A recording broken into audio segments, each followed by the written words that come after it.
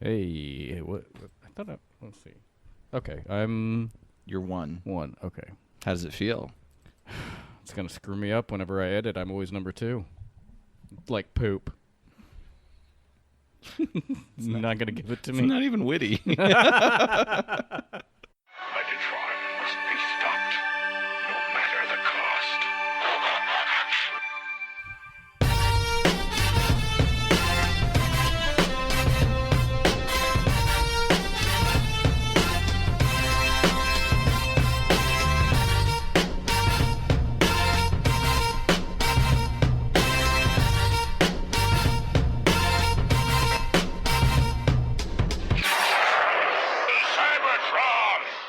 Hello, ladies and gentlemen, and welcome to the Autopod Decepticast, your bi-weekly podcast that delivers an episode-by-episode breakdown of the original G1 series. Today, we're going to be talking about episode number 32 of that cartoon, The Master Builders. This is your host, Aaron, and I gotta say, this is another one of those intros where I'm feeling emotions. You see, it's a sweet fantasy, these visions of love I'm having about my sweetheart. I thought she was going to be a heartbreaker, but against all odds, she turned out to be a dream lover. At first, I tried to move in a little too fast, but she was like, honey, love takes time. I got too pushy. I was like, girl, are we going to make it happen? Maybe, she said. Maybe someday. Look, anytime you need a friend, though, I'll be there. Damn, put in the F zone, but I can't let go. When you believe, as I do, you understand that one sweet day, you'll find your endless love. So I hit the brakes. I focused on me a little bit, self-improvement. I spent some time underneath the stars, figuring out how I can be a hero to those around me. I look to the world with open arms. Guys, I don't want to cry, but eventually, like a butterfly released from a cage, she found her way back to me. I'll never forget. It was the holidays, and there was this giant wrapped package on my doorstep. I opened it, and it was like one of those gag Russian doll present situations where you start with a big box, you unwrap the paper, open the box, unwrap the paper, open the box, unwrap the paper, open the box, until finally, inside the last tiny box, there was but a scrap of paper with a handwritten note. Guys, do you know what that note said? Fuck you. Okay, well, that's nice, Ryan. Well, so this is coming off speaker. The note said, all I want for Christmas is you. What is this? Well, you can't take Okay. that away, and now I know she'll always be my baby. Guys, I can tell you're probably lost on this one. This is a tribute to all my Mariah Carey loving bros out there, my Care Bears. Where you at? Oh my god, I don't like the music ones. I can never follow them. I'm just kidding. I can actually give about half a fuck about Mariah Carey, but I was crushing hard on her back in junior high. Sure, I mean, she's very attractive, and I mean, she had a mental breakdown, but it's because Who doesn't have those? I'm looking forward to mine. Caleb is remote right now. Guys, you go ahead and introduce yourselves. I'm Ryan. I'm Caleb. I'll clean it up for the speaker situation. I didn't even think about it. Caleb. Oh, okay, well, I'll leave it on audio then, or speaker or whatever this Sorry is. about Yeah. that. Caleb, what are you doing? We are coming back from a family camping trip this weekend. Yeah. The pictures of that thing at night were awesome. Yeah, we had a lot of fun, so this is a unique experience for our listeners. We've got me and my lovely wife and our 2 kids, bro cells included. Boys, tell them where we went camping. Jellystone. We went to Jellystone Park. Oh yeah, you sent that picture of Yogi Bear. Yeah, so we went to a Yogi Bear themed campground. I thought you'd photoshopped that for some reason. What Nope. what else besides that statue was themed about the place? Oh, Yogi Bear travels around on a golf cart and says hi to everybody about 5 times a day. Oh my lord. Do they give all campers a picnic basket picnic that they basket? must picnic defend basket? from the park's bears? no, but what's weird is I did hear someone say yesterday morning, they were like, well, Boo Boo's out this morning. Let's go see him because he doesn't come out very often. Oh no. For some reason, Boo Boo's appearances are limited. So I don't know if there's some kind of licensing issue or... Warwick Davis only comes to Missouri about once a month. Gonna say it's either a child or a little person. Yeah. So, but it was nice. But yeah, all the crafts that they do are Yogi Bear themed, and I'm trying to figure out, is Yogi Bear Hanna-Barbera? I think so. Yeah. So Hanna-Barbera's getting that Yogi Bear. Apparently it's a nationwide chain of campgrounds. I didn't know that. So it's franchised. That's correct. Or it's at least a chain. Yeah, or something. Weird. I didn't even know that existed, honestly. Yeah, we started looking, and they're all over the place. It was nice. It was good. Fun times. Ryan, I think you would like the camping life, the RV life. I sometimes think that as well. I like, because I'm kind of also into the small houses thing, and I love the movie Lost in America. I don't know if you're familiar with that. It's an Albert Brooks movie, and they sell, he and his wife have high-paying jobs, and they sell off all their good, their house, and cash in their retirement, and just get an RV and travel. And their plan is to travel around the country for the rest of their lives. But they stop in Las Vegas to renew their wedding vows, and his wife gambles away their entire nest egg while he's sleeping, and so then they're broke, and then they have to live in the RV. Oh no! Well, thankfully there weren't any casinos around us, but not. It's pretty amazing. Our camper is pretty small, but there's stuff that was rolling in.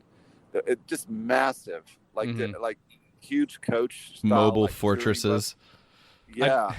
I did like seeing the Nicolas Cage pillow in the photo you sent of the interior. Well, I want us to record in it sometime. We should do it where I pull it out of storage and kind of get things hooked up. Maybe I guess I could pull it up to Ryan's, but it'd probably be better just to come down and... I don't know if you guys remember, there was a tiny RV lot in Nixa when we were kids, and in particular, John Cougar Mellencamp. John McMillan. We never got to use that on him as a kid. What a missed opportunity. I know. Let's call him. He doesn't talk to us now. We used to walk home together, and those things were always unlocked and unmanned, and we would just go inside them. I guess it was a dealership, maybe a used dealership, and we would just go walk around. We'd check them all out if there were new. There's a new one. I'd just scope it out, go through all the drawers and cabinets. Take a dump on the floor. Only once. I like at first how you guys weren't really being mischievous. You were literally just checking them out, there's a new one. Let's look at that one. Yeah. This is real random, but and creepy. But we went camping with a family, and they were telling us, they've been camping longer than we have, like 3 years, and they said one time they were camping in Branson, and an RV came in that was it was a fifth wheel. It was a big trailer, and they said it looked like it was customized because it was all black and there were no windows on it. Whoa. So it's a vampire. And it was that's what and there was all these, just a mobile coffin. Yeah.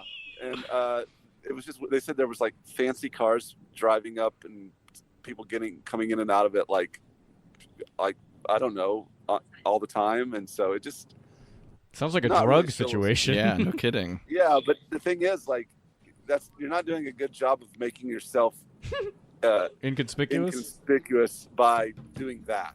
I like the idea of a vampire that he travels across the country in an RV, and that way he can prey on random other campers tonight, and then he goes on his way. There's an excellent Stephen King short story called The Night Flyer that's basically that, except with a Cessna. Nice. And he just flies into local airports and kills people, and then goes on about his way. Yeah. That Stephen King thought of it first, Andy. And gave the vampire a higher budget. Yeah. Well, maybe this is the lower budget route. That's right.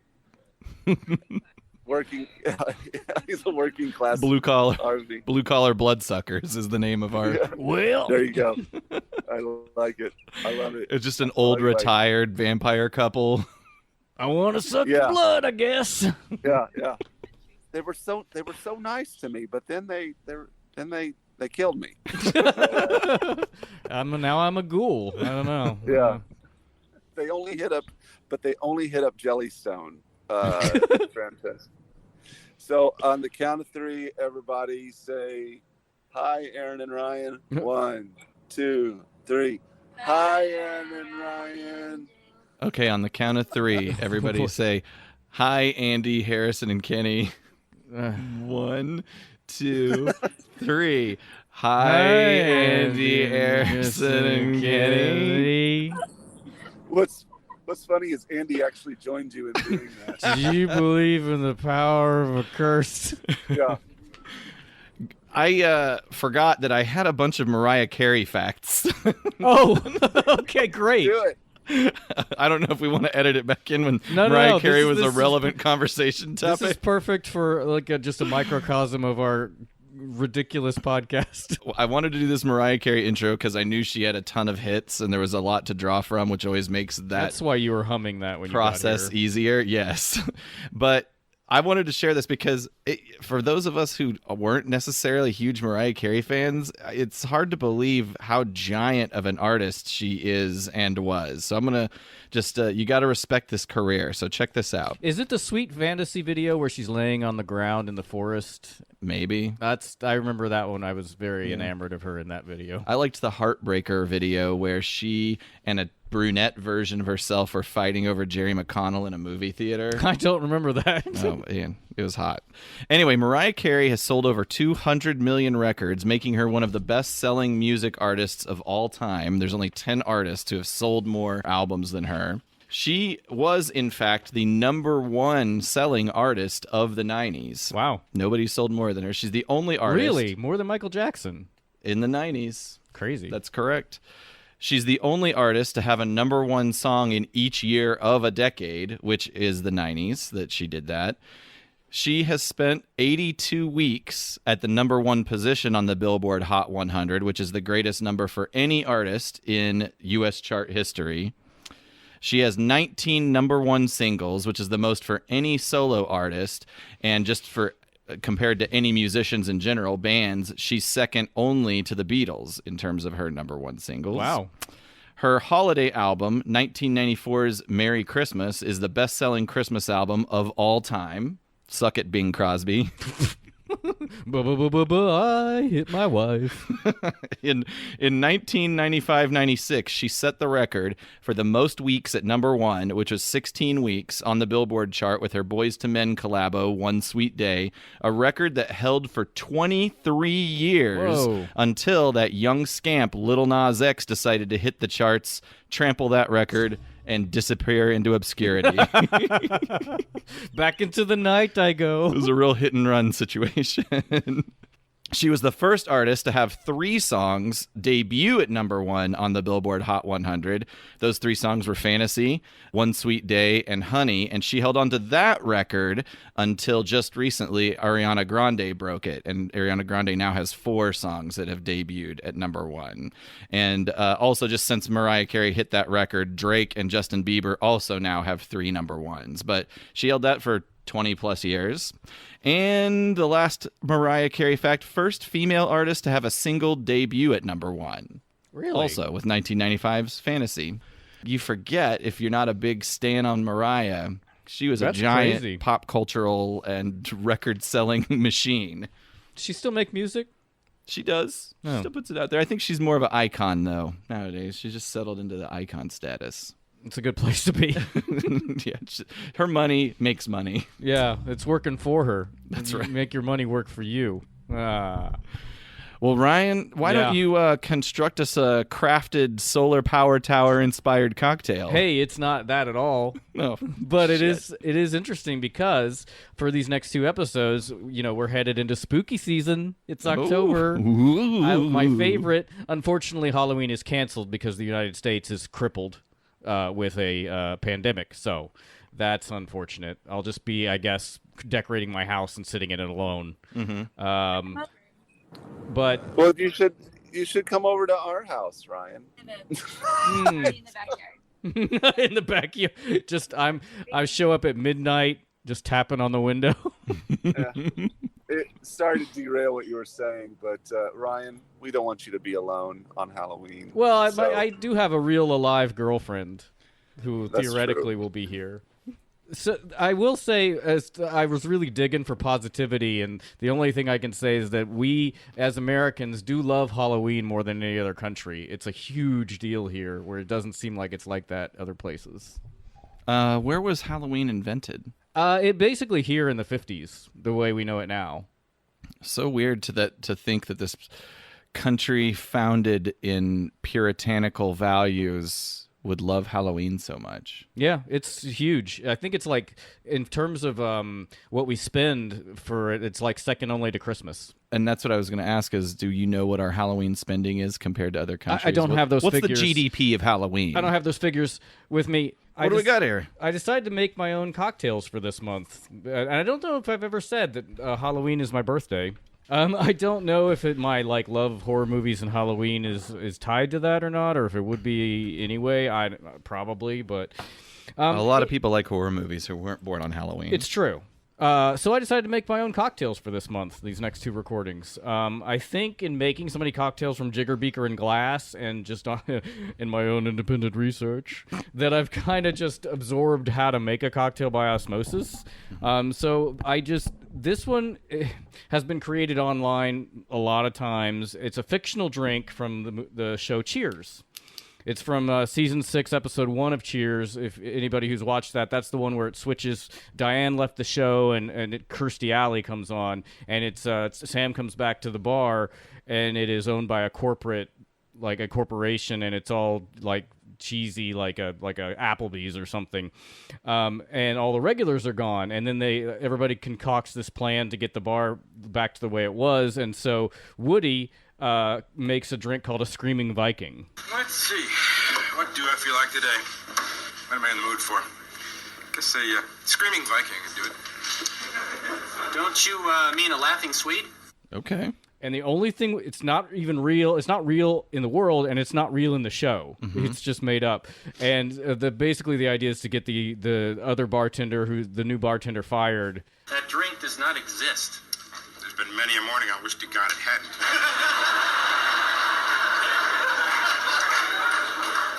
I've never heard of that drink, and no one else has either. This gentleman made it up. So Sam can work there again. The only thing we know about the drink from the show is that it involves a bruised cucumber. Excuse me, Miss Al, I can make that. Do you want the cucumber bruised? Slightly. So, here's what I made. It is 4 slices of cucumber, which they got this from my garden. 2 ounces or 60 milliliters of gin, 1 ounce, 30 milliliters of cognac, 2 dashes of celery bitters, a half ounce, 15 milliliters of simple syrup, which is equal parts sugar and water, a half ounce of lime juice, and then a bar spoon of honey, which I included because the Vikings drank beer and mead. They didn't have distilled spirits, and honey was a component of a lot of that stuff. And then a pinch of kosher salt.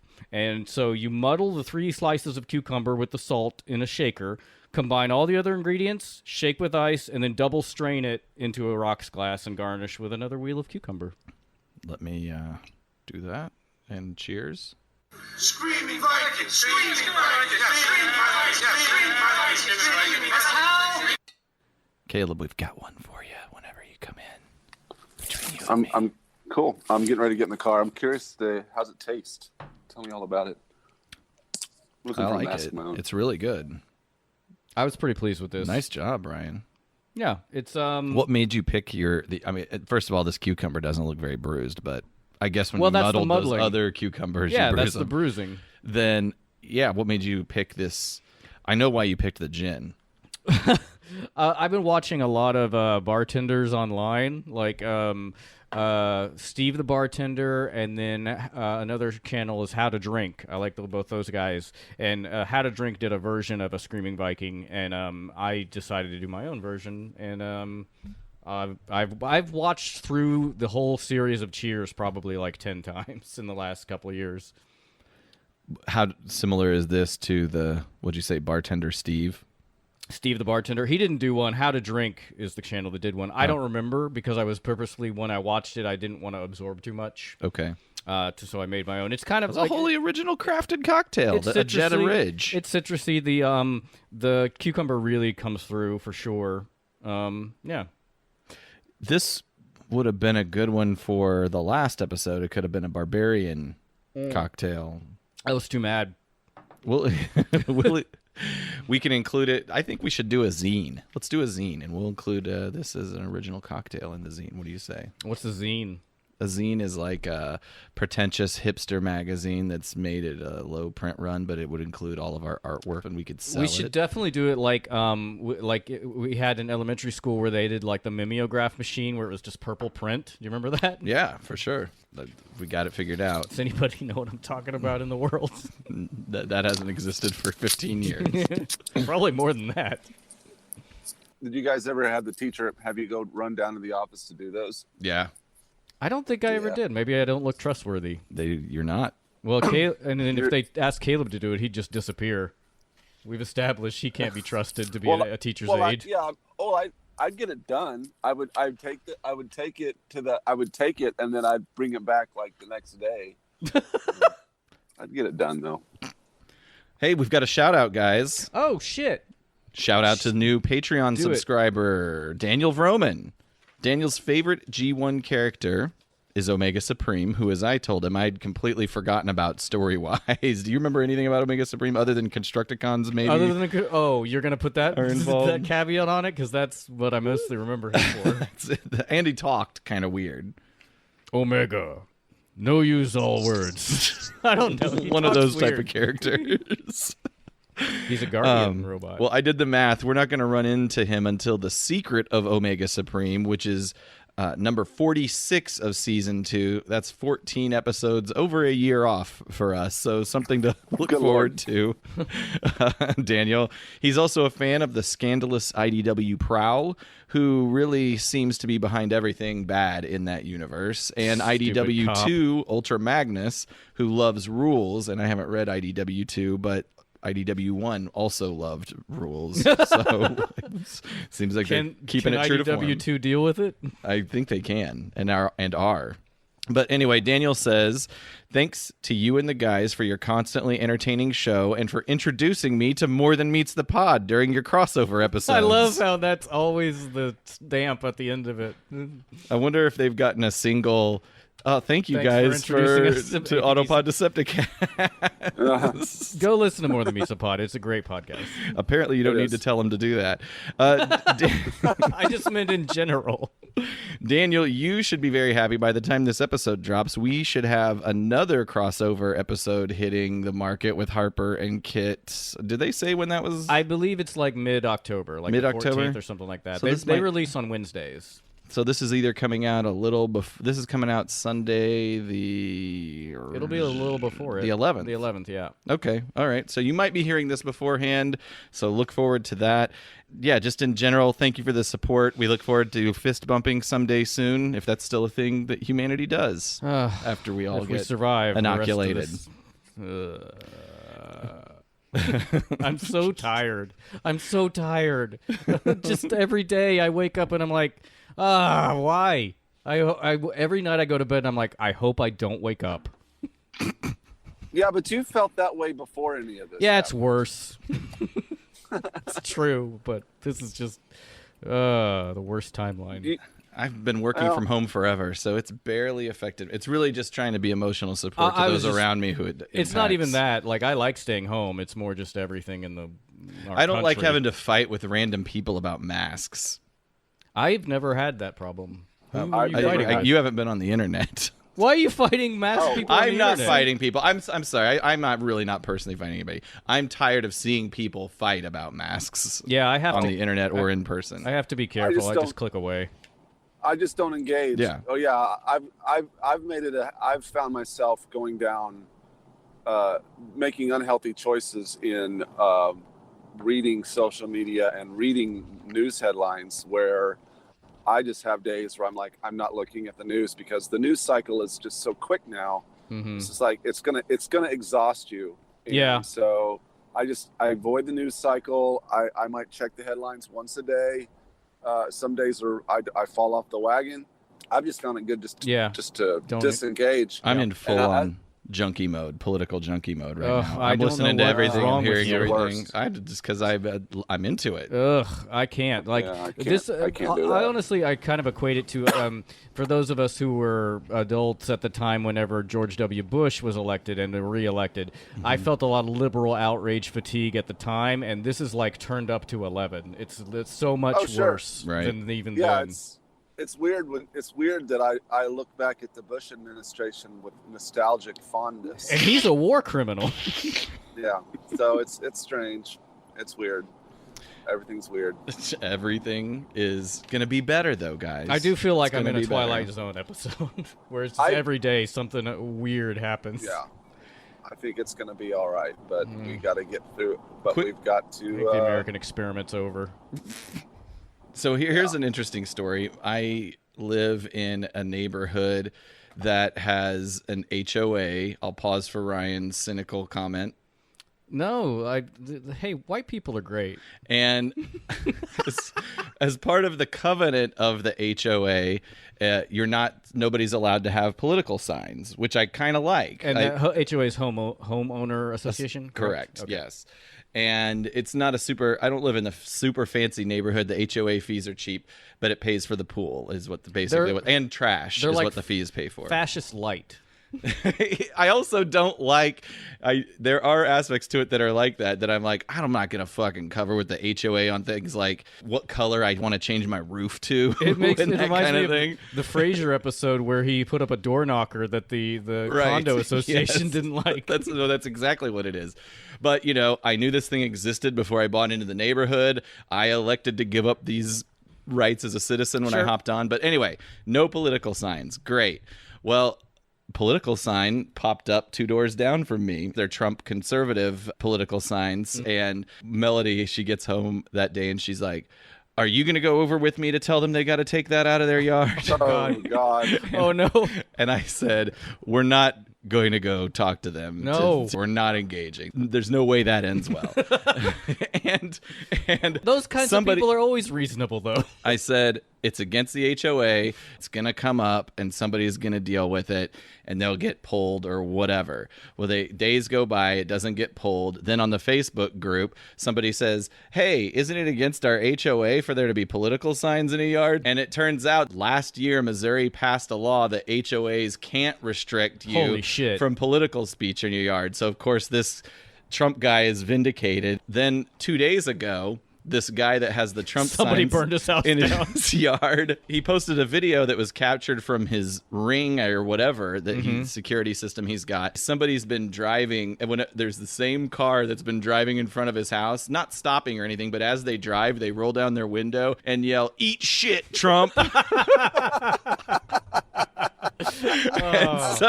And so he's posted this on the private neighborhood association Facebook group. He's posted a video of this guy doing this, and of course he's uppity about it. Way to be a good representative of the other side and use that language around my children. There's no children in his yard, by the way. But then I also thought, you're voting for a guy who has no problem grabbing people by the pussy, and you're trying to take the high road on what your kids hear. No, it's like I thought it was funny the video thing. That's funny. I also and we were just talking about engagement online, and I wanted to engage so badly to say the thing I just said. First of all, it is childish that a guy's driving by his house and yelling "Eat shit, Trump," but. That is childish, and if his kids hear it, I mean, it's a big so what. I completely believe you're in your house using curse language. Won't somebody think about the children? Yeah, it's bullshit. But then the thread got to this point where most people are agreeing with him. This is the fascist left. Somebody said, we need to find out who this is. And I just wanted to comment and say, and then what are you going to do? What are you going to do?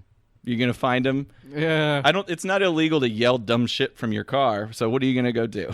It's true. I mean, technically, he's also participating in freedom of speech the same way you are with your sign. Right. I don't know. It'd be one thing if not illegal to shout curse words, is it? It depends on. I don't know. I don't know either. I'm sure it's locally different. No. All right. Thanks again to Daniel, as well as all of our supporters. Your help has helped make the show a little better in tech, and also helps pay for the things that we turn around and make for you, the benefits that come with being a Patreon subscriber. Thank you so much. Absolutely. Thank you, and keep it coming. If you're out there and you want some of these goods, hop on the Patreon train. We have had a lot of people some very positive feedback of what we sent. We sent out a booty box recently, and people seem to really love it and enjoy what we gave them. So it's because it's awesome. It is, and we are. Last episode recap. We had a lot of Bruce Campbell-esque time warps open globally, obliging barbarians, bandits, and buccaneers to behold and bow down to the beguiling beauty of ink and brush butt crack. I gotta say, this drink is so good. It is really good. I'm sorry. Very energetic. How much of that you got here? I got a little bit more. Probably just enough for Caleb, though. Okay. Yeah, don't drink mine. I'm on the way. Starscream espoused science in assessing the sanctuary's stability, while Megatron maintained the right to use might to maraud the Isle of its mercurial means. That was really good. And then finally, the Season 2 bots undo the knots of the plot while a flock of Dinobots mount a response, putting a stop to the shocks, unlocking the spots for more buttocks on yachts. Great Scott, no need for 1.21 gigawatts. Slam poetry. I was going to say, are these recaps just going to become your freestyle rap? Well, not even freestyle. It's the only opportunity I have to express myself lyrically. My wife does not want to hear it. Did you had some cleanup from last episode? Just some quick stuff. Aaron, you called me out last episode in our text, not only because you felt I was being condescending, which I have never done, but so don't be dumb. But yes, stop being a stupid bitch, Aaron. I'm not condescending. Technically, you're right. Dinosaurs are reptiles, but it's complicated. It is. That's the Facebook status of dinosaurs. I have that note. I wrote it's a Facebook status from 2009. Because technically birds are reptiles. So it's like yes, dinosaurs are reptiles, birds are reptiles, but it's like not the same. They're more like warm-blooded than most reptiles are. And then we also had our friend Fro Diavolo at Hung Solo 2K on Twitter informed us that Swoop was a pteranodon, not a pterodactyl. Yeah, I'm sorry about that. I don't know where my sources went wrong, but obviously they were. you just put it into a search and took the first thing that came up, and that's fine. It's fine. What does TF Wiki say? Does it say that he's a pterodactyl? It does. I didn't look that up. Although technically, pterodactyl is not even a real name of anything. It's actually pterodactylus. Both pterodactylus and pteranodon are not the name of a species, but rather like a genus of animals. Okay. But yeah, pterodactylus was the earliest animal on the list, but they were much smaller than pteranodon, which Swoop is, and has Swoop has that huge head crest. Horn? Yeah, Okay. that's a pteranodon, and no tail. So while we're at it, just shout out to Hung Solo. He engages on Twitter and every now and again will share out music. I think he and I are both old school hip hop heads, and I'm always like seeing what he posts out there. I've actually discovered a couple cool old school golden era hip hop things through him. Mm-hmm. I believe he's a retired Navyman. A squid. Yeah, squid. Yeah, which is what is on his profile description. Squirt Talk. Oh no! Wait. Okay. I guess we're not moving forward. Whoa! There's been some scuttlebutt from the last episode about what Squirt is. Oh no! And first of all, by Squirt, I'm sure we're not talking about the orange drink. The drink, right? Yes, it is. Whenever a female, squirt and female ejaculate are two different things. Female gross. ejaculate is more like is more creamy, more like male sperm, and the squirt is like, Johnny Utah called me out because he asserted that it's not urine, and I went and I've done some research before, and I've dated women who squirt. Oh, so sure. But that felt like a humble brag without the humble. It's a terrible brag. But yeah, I went and looked up some research that when you see like a huge amount of liquid like that, it has been tested and it's found to be a combo of female ejaculate and urine, but 99% urine. They've actually done CAT scans of people having sex, and I can't imagine how this works, like how a woman can get off during this. But they took scans before the woman squirted and after the woman peed and their bladder was empty, but right before they squirted, it filled up again. So I'm like, that's fascinating. Anyway, But with urine. yeah, Okay. with pee, and Gotcha. that's what came out. So suck it, Johnny Utah.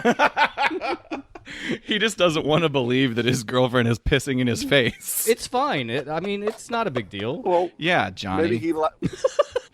Shots fired, or rather, I guess, ejaculate fired. right at Johnny. It's delicious. God. Let's I'm driving by the house now, and I'm thinking I just keep driving. moving. Join us right now as we discuss episode 32 from season 2, The Master Builders, written by David N. Gottlieb and Herb Engelhart. Why are there question marks? I'm Pronunciation question marks. and I'm here, by the way. Caleb's here. He joined I us. made it. I'm glad you're here, and you've got the drink. Have you do. tried it yet? Yeah, it's really refreshing. It is a great drink. And this episode was also, of course, animated by Toei. We're gonna. I will say, kind of a lackluster showing by Toei. Honestly, I didn't think the animation was that great in this one for that studio. I think the next one is fantastic. The next one's an unknown studio. It's really good Spoilers. Spoilers for next episode. animation. Yeah, interesting. Okay. All right, we open this bitch up with Power Glide, living out his jet-fueled fantasy of high-flying heroism, but from the clouds emerges Skywarp, who attacks him, and Power Glide ends up outmaneuvering and shooting Skywarp down as Starscream appears, and he takes shots. Power Glide is pinned and ultimately popped by Starscream's laser beams. Now, this that we're watching, Aaron, this is from your DVD set? Mm-hmm. Okay, so it does say the Master Builder singular. And on Tubi it says the Master Builder singular, but apparently the Master Builders, it has both on the TF Wiki, but I guess the Master Builders plural is on some episode or on some versions, and on others it's singular, which is weird. Also, Controversial. yeah, it is weird that Skywarp didn't speak at all during that exchange. I thought that was strange. He just fires and doesn't say anything pithy. And why even have two Seekers? Why not just have one that does the job? I mean, I guess to give Power Glide some clout for effectively outmaneuvering one. It was cool to see, and we don't get to see a lot of it yet, but like to see Power Glide fighting with the Seekers just in an aerial dogfight was kind of neat. Well, we transition to Autobot headquarters. We have new characters, Hoist and Grapple, and they're building a sweet model of a solar power tower, and it appears to be a great accomplishment. But will Optimus Prime like it? Because if not, Grapple will be very sad. Is this the first time we've ever seen him, or both of them, or have they been in previous episodes? I think this is the first one, right? It's at the very least the first one where they've spoken. Gotcha. They may have been in Dinobot Island, but I can't recall. I don't think so. And they're pretty heavily focused on in next episode as well. And this kind of starts the rollout of new characters in favor of like older. Like we don't see Bumblebee, we don't see Jazz, we don't see Ratchet. The floodgates are open. Do you think it's frustrating? And so are your wallets, kids. Do you think it's frustrating to him that he can't see, like, really, if he looks to the side, he can't see anything? I have that note that Grapple has no peripheral vision at all. None. Also, both these boys are super thick boys. They are thick boys. They are an awkward robot form. I especially like Hoist. He's got this sort of Homer Simpson. He's got skinny legs. He looks like They're British, though, too, right? he looks like a barrel walking on bowling pins. But yeah, Caleb, they do both have like a British accent, which they both sound almost identical. It's very difficult to tell them apart who's talking. Do you think they? Do you think in the lunchroom they sit at the Perceptor's table? So this is everybody who talks like this. Yeah. Come over here. Maybe. Well, I don't know. Maybe they do. Perceptor seems like he'd be kind of like at a table by himself sometimes, or be the butt of a joke. He'd definitely be getting like food thrown at him, right? What would happen? What would happen is Grapple and Hoist would be sitting like at a backstop drawing at recess, and then Perceptor would come up and be like, Are you calling me the Perceptor of Yes. the group? Hey guys, Interesting. can I hang out with you? "Get out of here!" Get the fuck out of here, Perceptor. Yeah. Okay. We're drawing our plans. You see, yeah. Okay. I'm sure we've talked about that before. Oh, yes. Caleb attests that this happened. I It have is- no memory of it. It is two different voice actors. It is. Just double checking on that I actually did that research. Yeah, it's like Paul Renaday, I think, and Michael Chain. Thank you. Yes, the blonde blowout leather clad. the party boy. Yeah. The bros cart the creation to Prime for presentation. They pass Wheeljack, who gives him an A-OK, which, of course, if it has Wheeljack's endorsements, we know we're fucked. Yes, I like the idea that Wheeljack is really hoping whatever their presentation is a huge debacle. It's like to distract from whatever horror show he's creating in his lab. Well, we'll find out next episode what he's been creating in his lab. Mm-hmm. Prime and Spike are in the main hub fucking around with a basketball. I do kind of like the charming way that Prime doesn't understand basketball terminology. Am I drooling correctly? He tells Spike to compute quickly instead of think fast. I liked that, actually. They That's just all had free. the thesaurus out. That's all Friedman, by the way. Oh, is it all that really? is Friedman. I Okay. mean, Not he surprising. redacts and changes almost every line of dialogue in most of the scripts. Oh my god, how frustrating for the I writer. know. But he had to feel like he was adding value. Grapple. Honestly, usually it's better. Okay. All right. Shout out to our friend of the show, Ron Friedman. Mm-hmm. Thanks. I picture a world where Ron has listened to the show since we've interviewed him, and he just happened to catch an episode we were talking massive shit about his script, and he's just like, "Well, fuck these guys." There's no world where Ron Friedman is listening to any shows, I don't think. No. Grapple and Hoist call a timeout to present their slick doohickey, the model of a solar power tower, their desire to build a full-scale version. The impact on their energy situation would be enormous, guys. Prime is intrigued, but how would they protect it from the Decepticons? So I kind of hate this. Like, so Prime turns down the solar tower because of the not odd, but chance that Megatron would steal it. Mm-hmm. So we're planning for failure. Mm-hmm. Already, And sure. also, these guys are engineers. As the CEO of the Autobots organization, it's Prime to help him think through that. It's his job. Yeah, like maybe protect it. Yeah. I don't know. Great idea. We're going to do it, and we're going to give you the resources to make it work. It's like those assholes who say that unemployment pay shouldn't exist because like 0.001% of people abuse it, or like we shouldn't have given arms to the Taliban because they brought down those towers. Oh, that one's real. And also, neither of those situations I are perfectly metaphoric I was at all. a little drunk when I wrote this outline. Good Lord. But the point is, it's not their job to figure out the defensive situation, but because they haven't thought through everything, there's no plan for protection. Prime regretfully declines to approve the project. Just then, Teletran 1 alerts the team to Powerglide's problem, and Hoist and Grapple have to step up and roll out to help him. Condition magenta. That's a new one. Yeah. That's weird. Yeah, it is. Why have such a fucking pretentious color in It's your a very alert mix? specific color. I think Teletran is just bored and trying to like entertain itself with like flowery warning words. This is a cyan alert. Ooh. We get another one later that is the cyan color. Oh, does he say cyan? No, he says blue or something. I have it in my notes. This is a lavender alert, which is just means It's Argyle. sexy Condition time. Argyle. I don't know what that would be. Houndstooth. Oh, that's a good pattern. They've gone plaid. We got to Spaceballs. We did.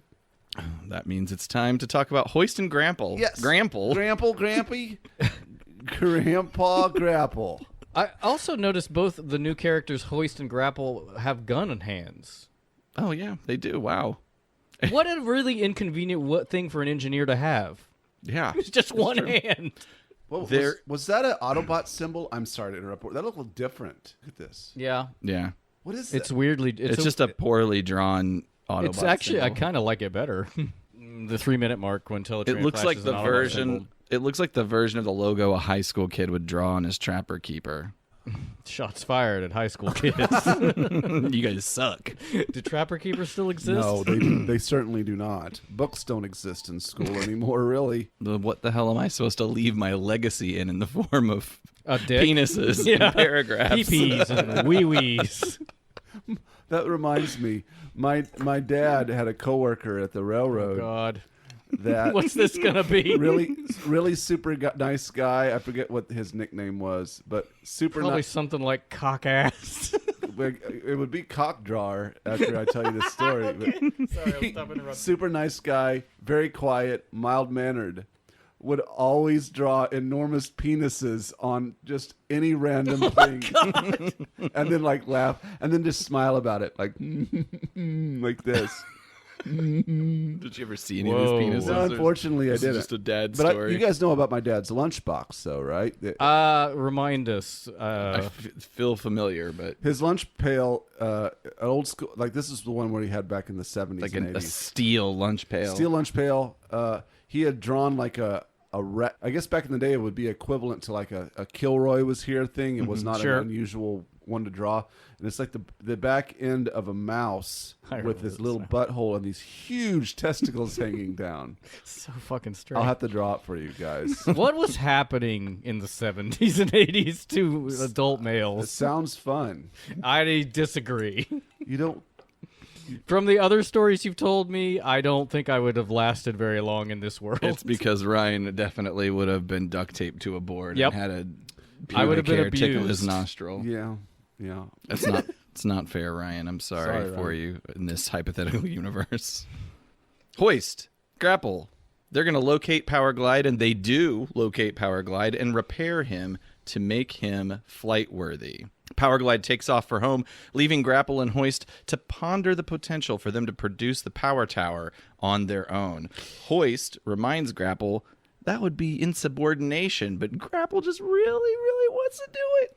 It's weird. This is why I say this episode, for a Toei episode, is not... The animation's not great, because whenever they transform in this slot canyon and talk to each other, they're not even looking at each other, and there aren't... It's like just one mid-shot angle. Like, it's not interesting. It doesn't... Like, right here, yeah.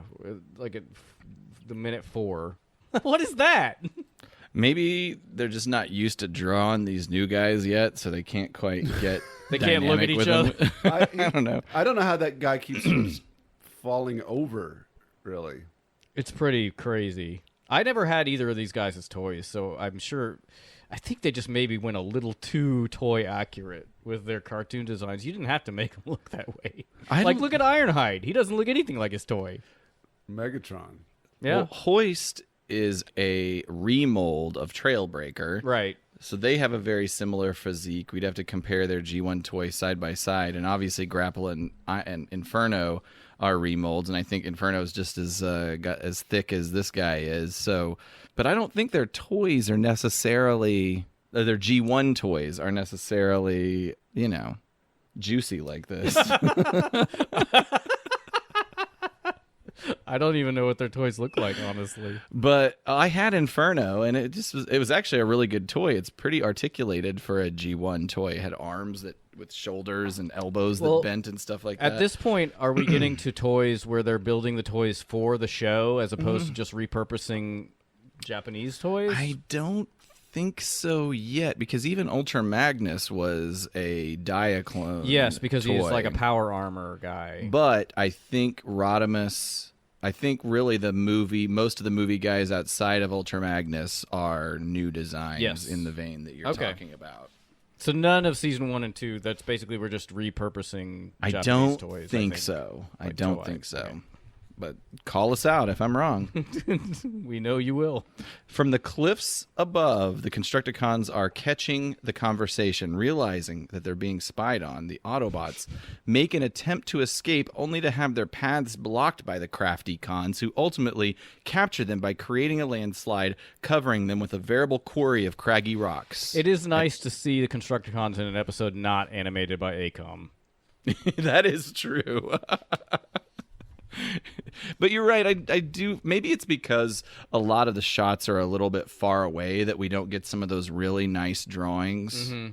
Yeah. Everything is all a mid distance Mid-shot, yeah. or further. Yeah, it's not great. Oh man, we're about to get to this weird part where a camera pops out of a rock. Does this freak you out a little bit? It's just wait till we All right, get there. I'll talk about let it. me see. I don't remember that. You don't? No, oddly enough, I don't. I usually remember everything.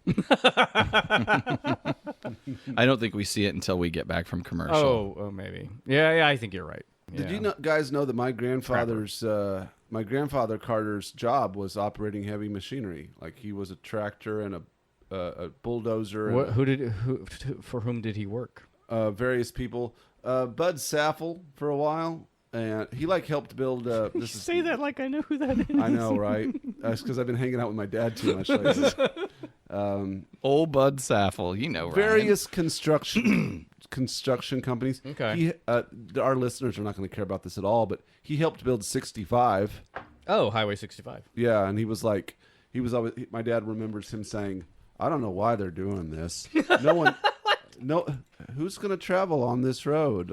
Because he couldn't conceive. He had a real long-term mindset. He's like It depends on what he just couldn't. He couldn't conceive of that many people living in the area. he's like Eddie from Who Framed Roger Rabbit, who's like, who's gonna take your crazy freeway when they can take the red car for a nickel? Right, exactly. It's not like that at all, but There is an element of it. I do remember when I worked for the country club as a teenager, like there were people who liked to reminisce about how they remember whenever Sunshine. This is so inside baseball. No, yeah, Sunshine was like a dirt road. Yeah. It's And it was a highway. things didn't really get seriously paved in Christian County outside of city limits until like the early 90s. Like Well, and there was like a lot of fucking dirt roads around us growing up. yeah, Nick's underwent like a huge explosion of Early 90s. like people, an influx. It went from like 2,000 people to like now I think it's 20-some thousand. It was 4,000 people in 1990, and it was 12,000 people in 2000. It quadrupled That's in incredible. size in the 90s. Yeah, there's about there's almost 250,000 people in the Maybe- like Green County area. Let's just leave this in. I think it's Everybody loves this. I actually think it's more like 500,000 people. That's what I meant. Or more than 500,000, Yeah. because it was 500,000 when I was in college.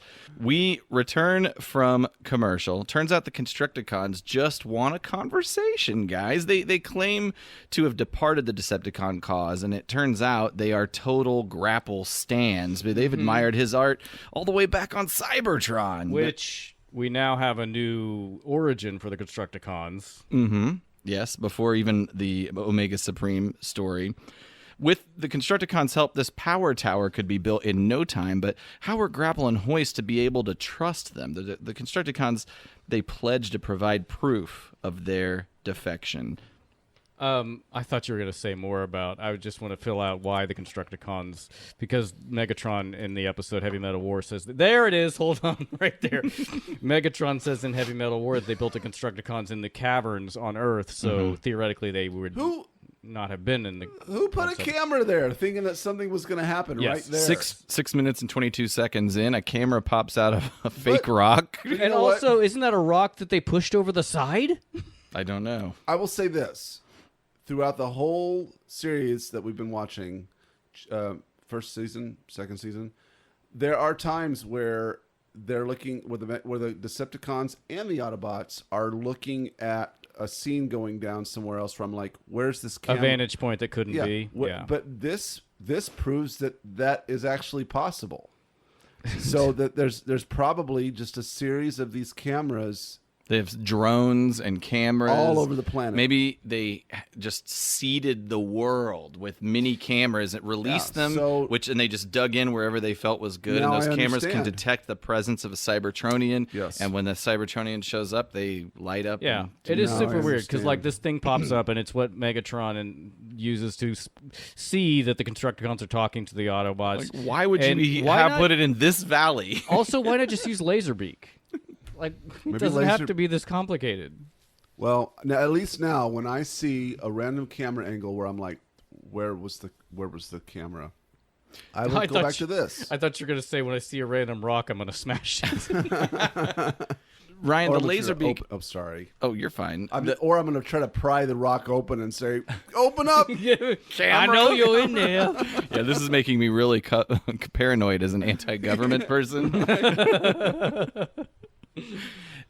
Your idea about Laserbeak makes sense, though, Ryan, because it seems like a better story would be that Megatron sent Laserbeak to follow them because he was feeling a little weird about their loyalty, them being the Constructicons, because the Constructicons say they're not loyal to the Decepticon cause, and Megatron, as we'll find out, wasn't in on that subplot. It'd be one that Yeah, that was another weird thing. And so where- were they really thinking about leaving the Decepticons, or are they just allowed the freedom to freestyle schemes on their own and bring it back to Megatron? I think it was just a serendipitous thing because it doesn't seem like the Constructicons were following the Grapple and Hoist. I think they just happened upon them and it was like, maybe we can capitalize on this. And then that's why Megatron's out of the loop. But what were they doing out here? Hanging out, looking over a cliff. It's beautiful out there. Camping. As you probably picked up on, this group doesn't know it, but Megatron and Starscream are spying on this event from a camera that's in the cliffs. How should they deal with these green and purple apostates, Ryan? I don't Put you on the know spot what you there. want me to say. The Constructicons. I do have actually a point of that. Where I do like how when they get back, the Constructicons get back and are are confronted by a Megatron coming in hot immediately. Mm-hmm. They go down the line of all the Constructicons getting one line of the next part of the plan. I thought that was neat. It's true. You get to hear all the vocal talent.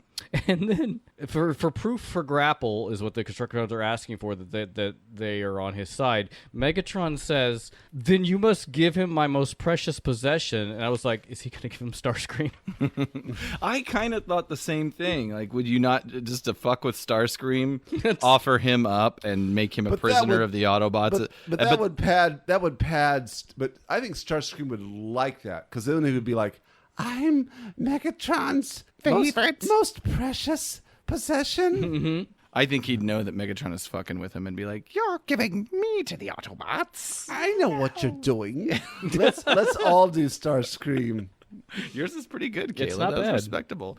The only reason that wouldn't work though is because they hoist and grapple, get Starscream, and then what do they do with it? I know. It was just immediately what came to my mind. they It's take him immediately back. what I thought of, like, he's just in love with him. Scrapper meets privately with Grapple and Hoist to provide his proof of loyalty, which is a whole fucking truckload of looted Decepticon Energon, enough to build the tower. Grapple's dream is coming true. It's a crazy amount of Energon. It's a lot. Like, we've seen less Energon produced from, like, factories they've That's a lot held. of Energon, dude. Fucking dams. That's 4 dams worth of Energon. But they react to it appropriately. They're like, whoa. I don't know. When we get further into it, I have some issues with the relationships that they're building here. Like, I find it, I like it, and then I'm like, I would love it if on one of these episodes, Caleb, you became as incensed about anything that I've been about almost everything. that's going to be hard to do. But I'll try. Actually, I tell you what, the closest I've got is what really pisses me off sometimes is just how moronic the Autobots are. Yeah. That is true. You do. I have gone bring off the that up a handle lot. on that. I get really frustrated how stupid they are. All right. We're at a construction site. The foreman, who is most definitely Power Glide, is confronted by the Constructicons. Where's this the guy. driver? I love this guy. Who steal his steel to aid in the solar tower construction. When I first saw this scene, I thought I was seeing. I thought I was watching the wrong episode because when the first episode we saw where some Constructicons rolled up on a Same thing. It's on a almost job exactly site. the same. Right? Except this time, I'm actually really cool with the Hardhat's response. The Union Boy foreman. First of all, whenever we first see him from a long shot, he's Would the foreman be a union boy? If he's management, he's non-union. He works for the. Is he a foreman? Oh, I don't know what. He's that's definitely just a what I was boss. calling Well, I'll him. tell you what. Anyway, we're off regardless topic. if he's a union, if he's in the union or not, his response is probably more accurate than the previous encounter that the Constructicons had with a bunch of Hardhats. I just found it interesting that, first of all, when we first see him in a long shot, he definitely has a cigar in his mouth. And then when it comes to a closer shot, it's gone. Like, maybe, I don't know if they were like, maybe we don't want to show I think somebody smoking. His shock at seeing them transform, it fell out of his mouth. Maybe that's true. But yeah, it's... Let's just I capture do this also for like posterity. how he tears up his plans after they Yeah, steal the, I love it. the metal. I love it. Aren't you going to You file give an up? insurance claim No. and then pick the job up He's when the my new new- materials show He's up? my new favorite Hardhat. He's just like, yeah, what? He's just like, he accepts what's going on. I'm going to play it out just to capture it and give context. So he's got let's watch the cigar in mouth. Move it! We're behind schedule! It fell out of his mouth, I guess, when he started yelling at his crew. Wait a minute. I didn't send for any more trucks. That's Turn almost this verbatim rig around and- what they say in Heavy Metal War. Where's the driver? Right here, Buster. Stand aside. His name's Buster. And again for Toei, these transformations are garbage. To do it. We'll just help ourselves if you don't mind. Or even if you do. Yeah. He makes a good call here. Me mind? Why should I? So he's gone insane. No, he's the sanest guy there is. No, he's like... I just like the laughter and then tearing up his plans. Yeah, right. He's a man who can analyze a situation and He understand is his place in it. He is the smartest hard hat I've seen to date. Also, I guess these are the one group of people who don't have Teletron 1's number.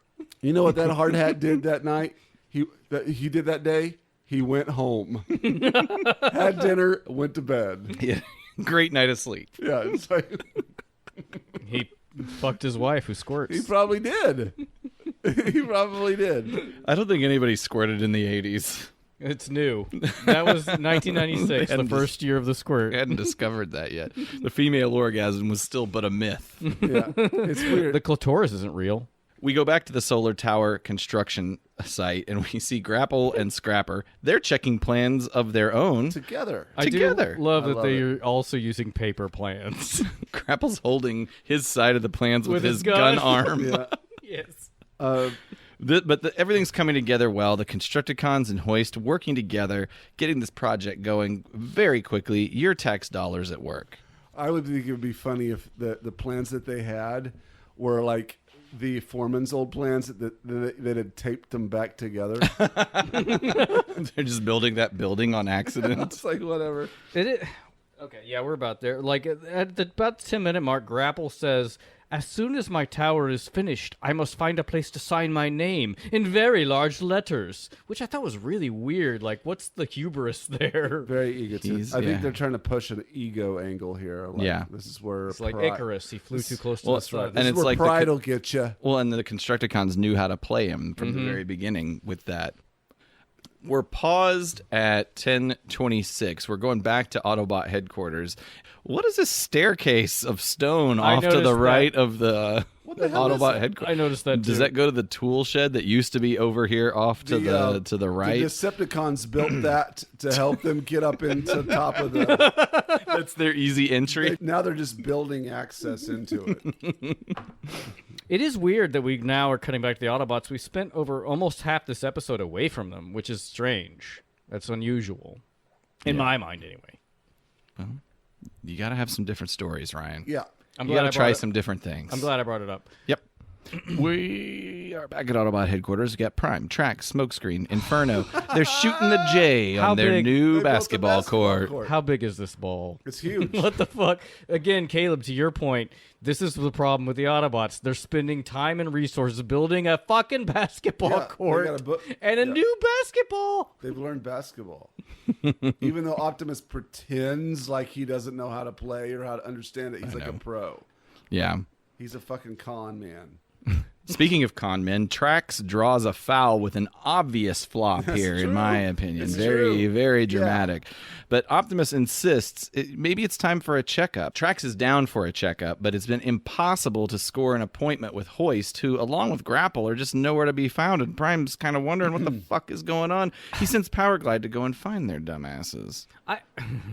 I have this note in the next episode as well, but like, I know it's because we're introducing new characters, but it seems like Hoist and Grapple are taking over the position where Ratchet normally would be. Like, is I he would on agree. vacation?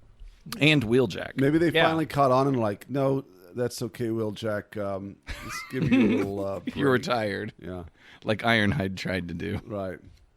They missed an opportunity for Sweet Georgia Brown. Yeah, they missed That's an opportunity. fucking funny because my whole script deviations is basically about the Globetrotters. Really? I just think they had a good chance here to just have a episode where the Decepticons play the Autobots in a game of basketball. Back at the solar tower, Grapple is training Scavenger on welding technique. It's all about temperature and timing.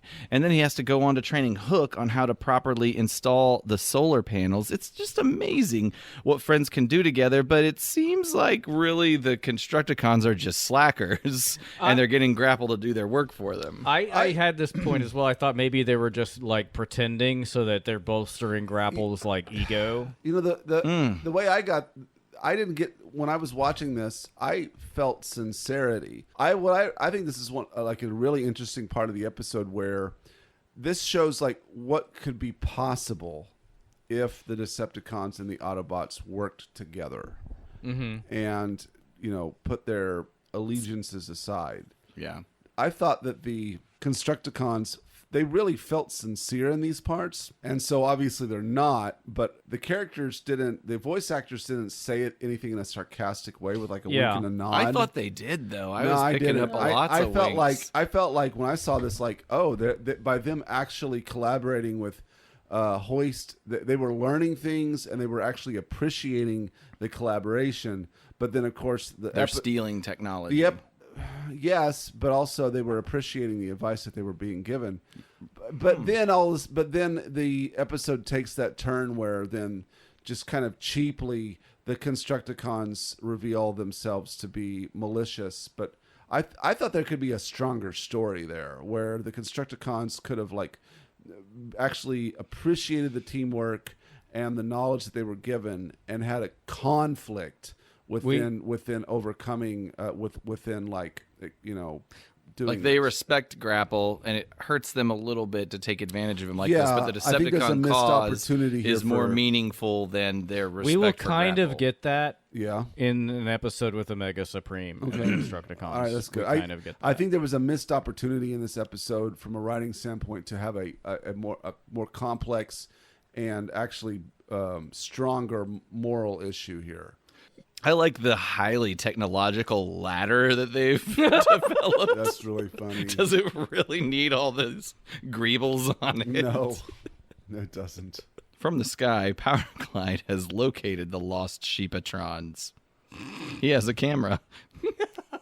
He contacts Optimus Prime to update him on the situation. His boys are all tied up with the Constructicons and are building that goddamn solar tower. Disaster code Blue. Cyan. Yeah, Cyan. Yeah, perfect. Assemble strike force now. Yeah, it's weird. That's a weird bit. The Cherry, back to Hoist and Grapple. The Cherry is being placed on top of the solar-powered Sunday as Devastator forms to place the sun-focusing sphere to the top of the tower. However, as soon as this task is complete, Megatron attacks, and the hoax of the Constructicons' commitment is revealed. I did like seeing Devastator, and this transformation is way better than any ACOM episode that's ever been, even though it's not completely accurate, but it's still good. His arms in a couple shots are very gorilla-ish here in 1332. His arms are enormous. Go all the way down to his feet. But Megatron, he's in control of the situation now. Well, then Devastator puts Grapple and Hoist inside the solar tower, though we don't see it. That's the implication as he puts them in there. Because they zoom into the it's tower. weird they don't show it. But then, yes, we go to commercial. The Constructicons are charging up a gang of Energon cubes at this point, and there's more on the way. The Autobots approach the site. They attack, firing beams from their headlights or tank turrets, depending on their make and model. The team, Prime, Brawn, Cliffjumper, Spike, Smokescreen, Warpath, Trax, Powerglide, and Ironhide, they rain down fire upon the Decepticons and significantly disrupt the operations. In a situation like this, the Constructicons know what to do. Form Devastator. That's right. Only twice as slowly as they did it this time last episode. I have a lot of thoughts about this sequence. First of all, the headlights is cool. But it's like maybe that's back engineered after they were trapped in vehicle mode in what was that episode? The Autobot Run. Mm-hmm. So like maybe that's new tech. So Spike says that tower's so tall, the top of it's in a different time zone. Yeah, that's not how. Idiot. So maybe hanging out with Carly hasn't been as beneficial as I had hoped. So do we have Friedman to thank for that comment? I think that No, I think that's like he may have changed it up, but I believe that that's still in there. I didn't make a specific note about it, but like it also means like either the writers didn't understand time zones or they just want Spike to be an idiot.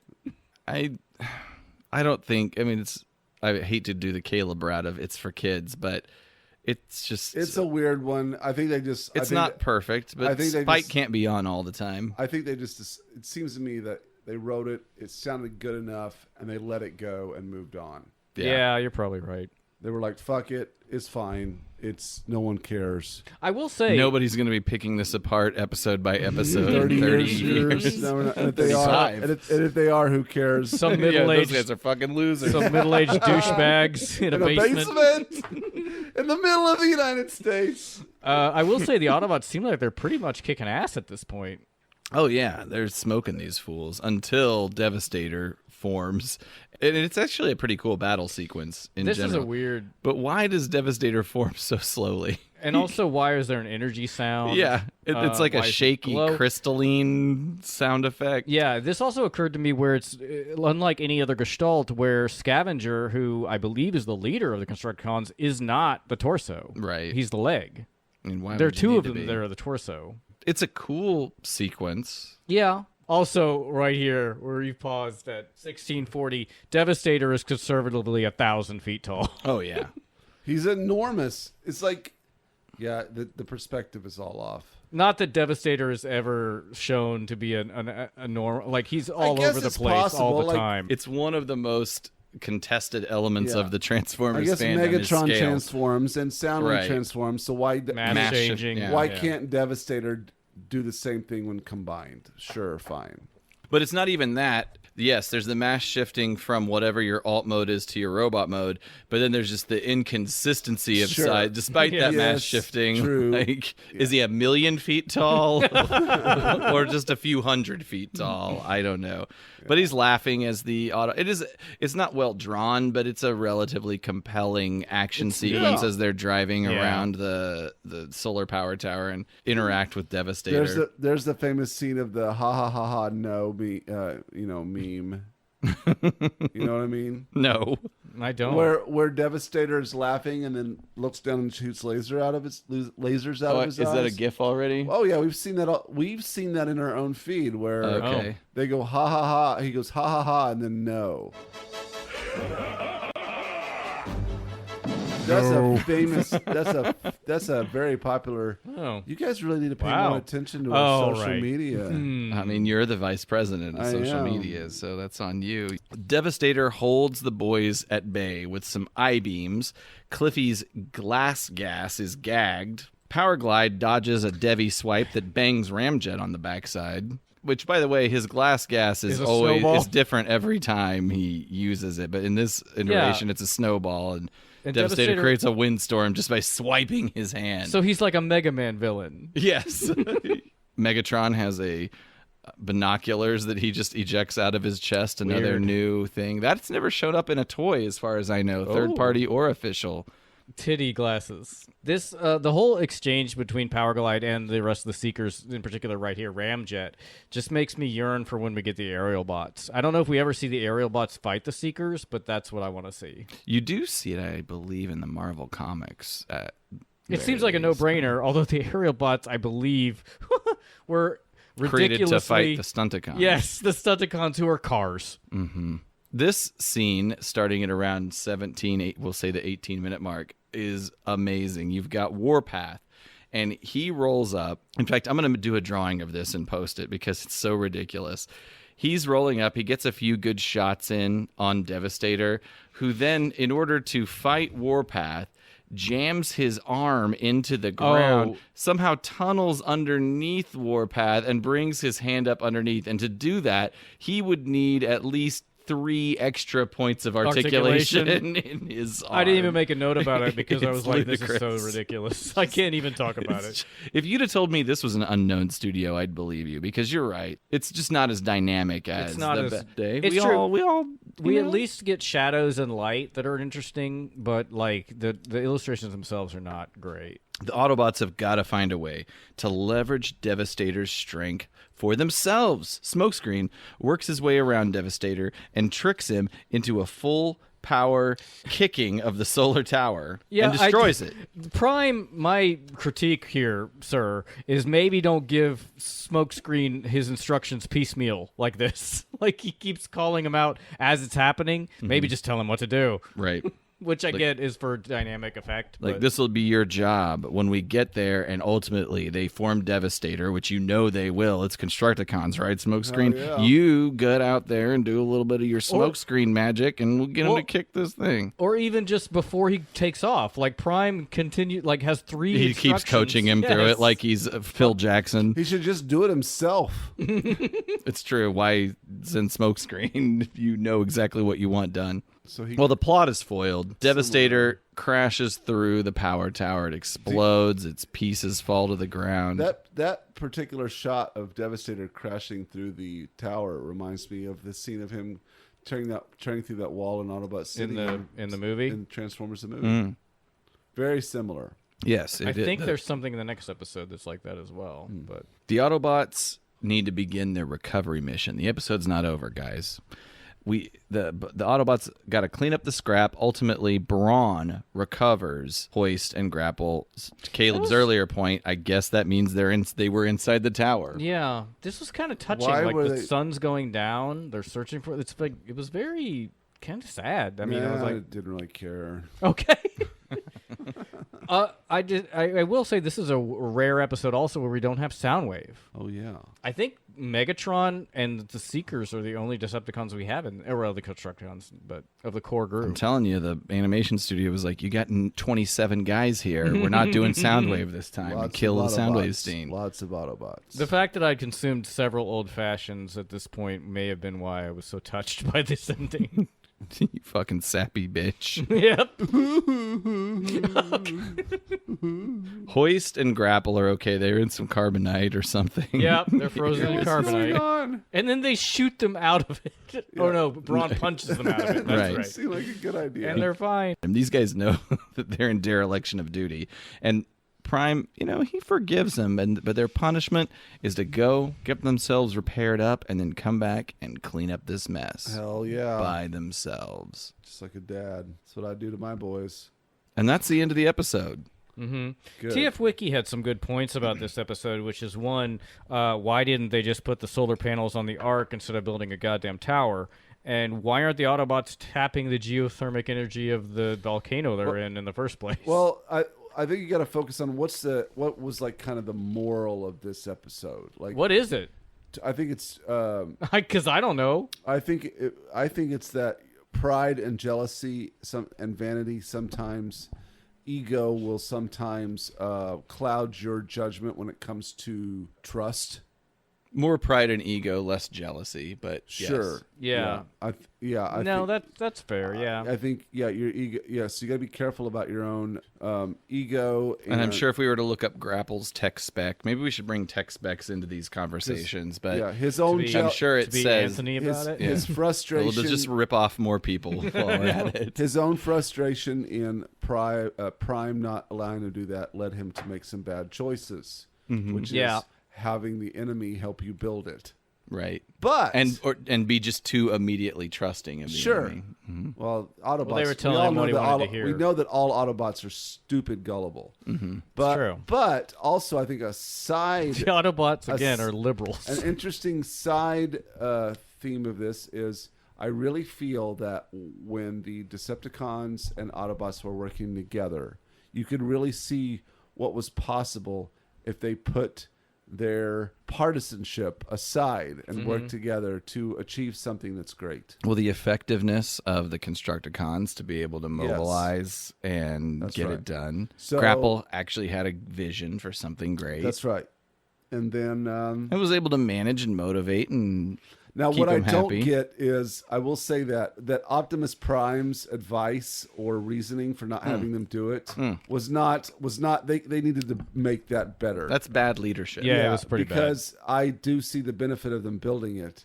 And so ultimately the themes that were in the episode were undermined by them not making Prime's reason for them not building it strong enough. I don't know what the reason could have been. I can't figure that out either. I mean, So- you could just have the Dinobots out there guarding it 24/7. it's You could. So that was flimsy at best. Yeah. So that's my take. I think there was some there were some good themes in this, but they weren't buttressed enough by some foundational like reasonings. Like what?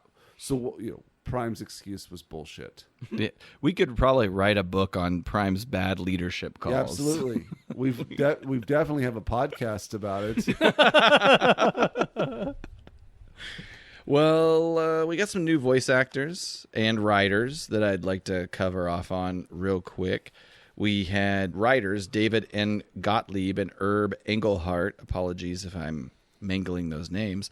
This was the only Transformers episode that they are credited with. Herb wrote episodes of Mask, Punky Brewster, The Jetsons, and Thundercats. David, as a writer, director, and producer, did a number of movies and documentaries with titles such as Talk to Your Doctor.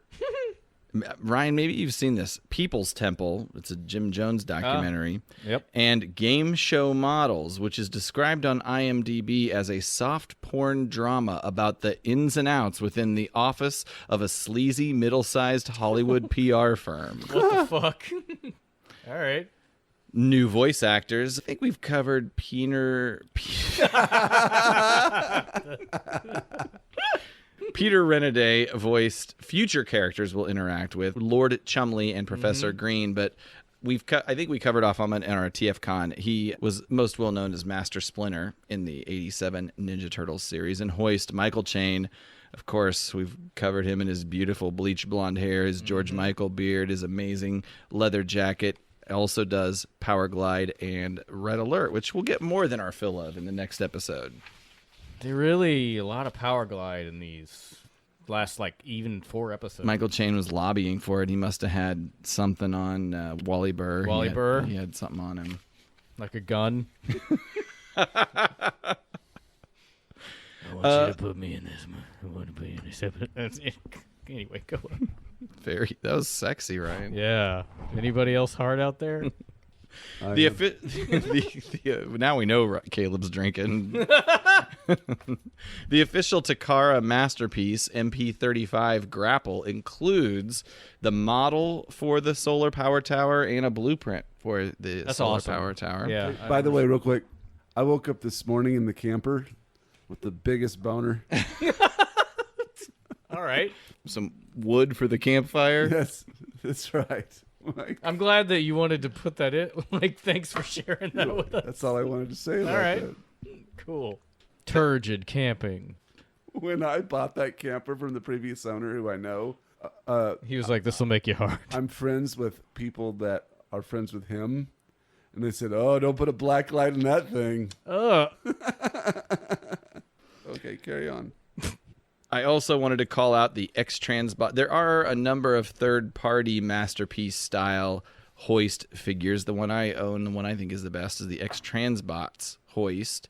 And it came also with a version of the model, but it's not as nice as the Masterpiece Grapple edition. And actually, a lot of the things that came with that as accessories are more relevant next episode. So I'm just going to hold on to it for that. And this episode used Inferno's more toy-accurate head sculpt. The Takara Masterpiece comes with both versions of Inferno's head sculpt, with, again, the one that was being used this episode, the more closely models his G1 toy. So there you go. I love it. That's what's up with that. Maybe I should start bringing pictures along with those kind of conversations. I've seen them. We can Google them. Mm-hmm. All right. In the real world. The Master Builders aired October 8th, 1985. So 4 days from when we're recording this. 30 years ago. 30, whatever. Do the math. Let's just not bring it up. The American Top 40, honestly, I was not even into looking this up, so I didn't. So I just did a box office one. Number one at the box office was still Commando. So as you may know, I've just started picking movies because I think we've either done or will do all the number ones for this year. So since it's spooky season, I chose one of my favorite horror movies from that year, The Stuff, which I don't know if you guys have seen that movie. Have not. It's amazing. Whoa. The IMDb description is A delicious, mysterious goo that oozes from the earth is marketed as the newest dessert sensation. But the tasty treat robs more than teeth when zombie-like snackers who only want to consume more of the strange substance at any cost begin infesting the world. Snackers. It's great. It's really good. I've probably seen it like 15 times. It's basically a commentary on commercialism at the time. I feel like all zombie movies are a commentary on commercialism. Maybe. I mean, yeah. It's kind of tongue-in-cheek, this one, but in a restrained way. Sort of like, a little bit like we talked about, I think, last episode, Return of the Living Dead. The writer and director Larry Cohen did a ton of stuff from the 60s to the 90s. He created the series Branded. Bulk of the series, dude. Really, he was one of the first gonzo, like, independent filmmakers. He used to shoot on the streets of, like, New York City without permission from, like, fire escapes and rooftops with long zooms. Got crowd shots with people who did not know they were in the movie. Very illegal stuff. His filmography, he did like Black Caesar, a lot of blaxploitation movies actually. It's Alive, God Told Me To, Q the Winged Serpent, and Maniac Cop, which none of you probably know. Maniac Cop. Huh? I really enjoy all those movies. I feel like I've heard of Maniac Cop. There's a great documentary on Shudder called King Cohen, which talks about this guy, and he was super prolific, and especially like writing scripts. He like churned out 15, 20 scripts a year that he sold to people. And so he was very... Honestly, watching that documentary, I loved it, but at the end of it, I was like, my life is meaningless. Because he's so good at what he does. I just felt bad for myself. Is the key that he's... Not only is he good, but he just churns out enough work to hit. And so It's both. He's just good. He's good and fast. Good. That's why it's so depressing. Yeah. Well, I will play, like I have, one of the commercials from The Stuff.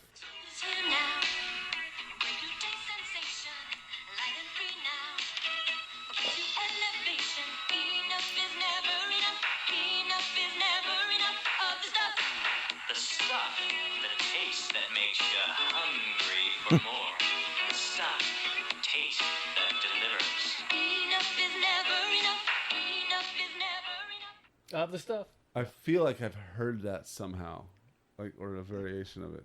Anyway, that's it for that.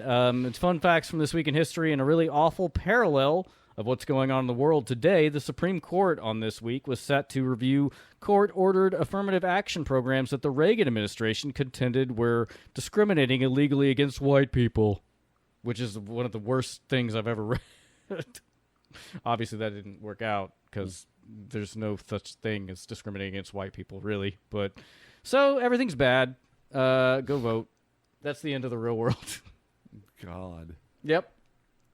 I was a little bummed last night. Good Lord. Rip deviations. There's an interesting point where both the original writers, Herb Engelhardt and David N. Gottlieb, and Ron Friedman, who did the revision, reference the Harlem Globetrotters, where Prime is playing basketball with Spike at the beginning. The original line is Spike saying, "You could sign up for the Cybertron Globetrotters." Friedman's punch-up, which also is not in the script, or in the show, is, "And if the Globetrotters had a team on Cybertron, you'd be the new Meadowlark Lemon." Like I was talking about, Aaron. Yeah. For those who don't know, the Harlem Globetrotters are an American exhibition basketball team. Basically, they play a comedic, theatrical version of basketball against the Washington Generals. Who doesn't know that? I don't know. They're worldwide, baby. think- Globetrotters. I think If you will. I would contest that maybe younger generations don't know. I about think them. that's probably accurate. I think that's true. They still exist. They do, but Okay. they're not as big as they used to be. This is where I ended Script Deviations because I went down a Globetrotter hole, and it's so fascinating. My dad and I actually went to see the Globetrotters. I think it was at what's now MSU. They played. They did show up on Scooby-Doo a couple times. The Globetrotters were formed in 1926 in Chicago and were initially an amateur exhibition team, but played real games. Although they didn't play in Harlem until 1968. They were created by Abe Saperstein. He was the leading figure in black basketball and baseball from the 20s to the 50s and invented the three-point shot. Huh. He was actually elected into the Baseball Hall of Fame in 1971, and at 5'3", he's the shortest male member. He's my size. Aw. The Globetrotters played in the World Professional Basketball Tournament in 1940, winning it, beat one of the best white basketball teams in the country at the time, the Lakers, which, because sports at the time were not integrated. Segregated. Yep. And that would have been the Minneapolis Lakers. Yep. The Globetrotters were the premier talent pool at the time until the NBA recruited black players in the 1950s. They were the go-to. Wilt Chamberlain was a Globetrotter in 58 and 59. They've had 13 female team members since 1985. And while their perennial adversaries, the Washington Generals, don't interfere with the antics of the Globetrotters, when the Generals are in possession of the ball, it is a quote-unquote real game. So they are trying to score. Parts of the game are pre-planned, but the games themselves are not fixed. 20 to 30% of the game is real. So this once led to an infamous defeat at the hands of the Generals in 1971, where the Globetrotters lost track of a big lead, and the Generals hit a game-winning buzzer beater in the last few seconds. Nobody was happy about that. I like that. That's only happened once. I like it though. They gotta win. They gotta win one for Christ's sake. That's so that's it. Their theme song is a whistled version of the Sweet Georgia Brown.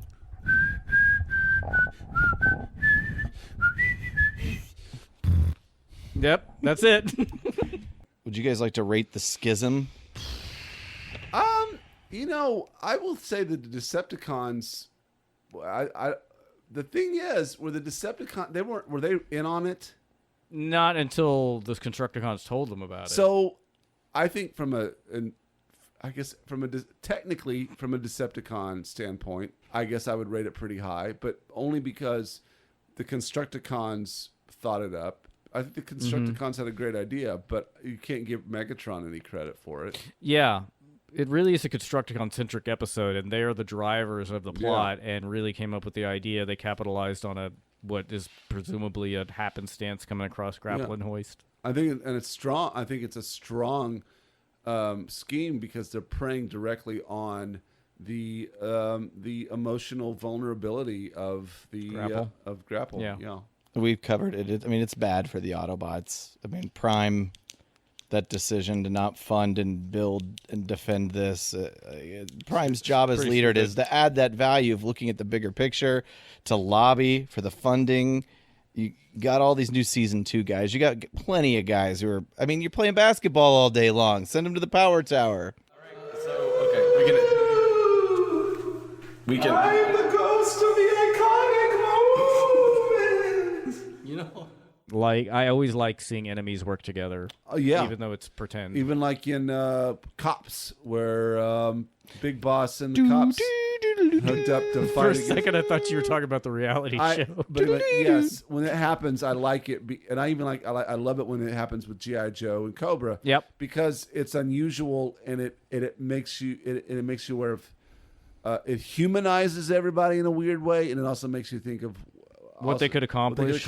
And also, it's just a break from the norm. Yep. Which is nice to see a break from the norm. Yep. Not really a moment, but iconically, I will go back to there's a lot of GIF-worthy points in this episode. Optimus Prime dunking the basketball and the ha ha ha no with Devastator shooting laser beams out of his eyes. Those are iconic. I think you're right. The final scene of the episode stood out to me. Hoist and Grapple just reflecting with melancholy on what could have been if they'd have been allowed to do their project. If anybody had done anything in a reasonable way. Show over. Next episode. Do you like plots like this one where the Autobots are manipulated by Decepticons into doing their bidding? Well, you got another one coming your way. By a different writer, but yeah, they're very similar. Although you could argue one is playing to somebody's conscious weakness, and the other is just an insane person who's taken advantage of. Right. So if you'd like to support us, as we said earlier, we got the Patreon, or you could buy some merch at our APDC store. I think I'm gonna put up some new prints, fellas, of the print that was set out in the booty box, but I'm actually gonna split them up into smaller prints. It's gonna be cool, trust me. We got more prints coming out. I trust you. And thanks for that. You can check the goods out at our website or at patreon.com/APodDcast. And other than that, just continue to listen. Apple Podcast, Stitcher, Spotify, Google Play, TuneIn. Apple Podcast users, why don't you leave us one of them reviews? Follow us on our social media, Twitter, Facebook, and Instagram, all of them at APodDcast, and our web presence, autopoddecepticast.com. Ugh. Ew. Bye, everybody. Camping boner. Hey, man, who's that cat coming down the street? I don't know, but it sounds to me like that gifted man with the bone. Sure having himself a ball.